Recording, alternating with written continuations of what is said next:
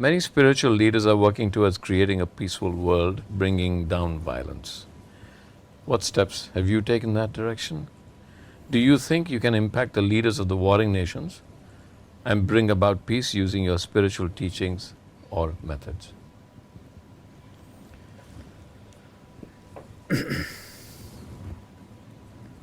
See, there are conflicts which have been hanging upon the planet for decades for the same reasons.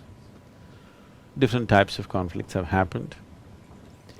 The spiritual leaders or spiritual process essentially focuses on bringing peacefulness and blissfulness to an individual human being. So, when I say an individual human being, it does not matter who he is, whether he is a leader of a nation or a business leader or just a man on the street or whatever it is. It works for every human being. So definitely, spiritual process has to touch everybody, particularly people who are in positions of responsibility and power, because they can make a huge difference for lots of people, because when you're a leader of a nation or even these days large businesses, every thought, every emotion, every action that you generate is impacting millions of people. Just the very thought that you generate is impacting people in so many different ways.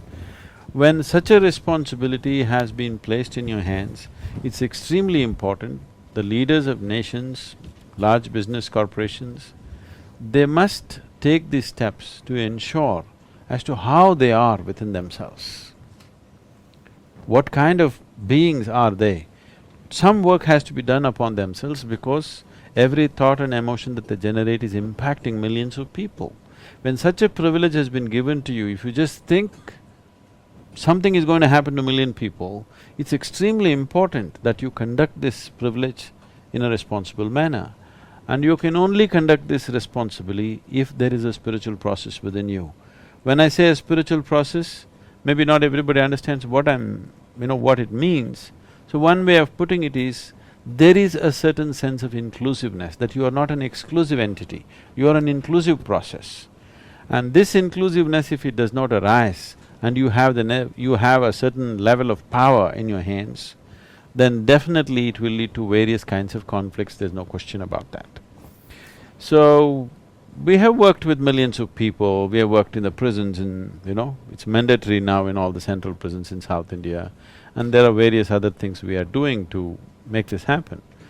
Definitely we have also tried to work with very major leaders, particularly I have focused upon the business leaders because 100 years ago, if you looked at this world, military leadership was the most powerful leadership.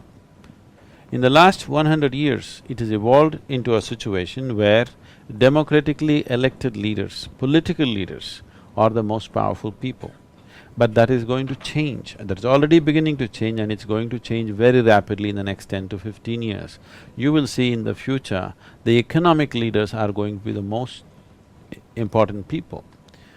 Seeing this, I have started working with economic leaders individually on certain levels, and we have definitely made a difference in the way they make their decisions, the way they conduct their businesses.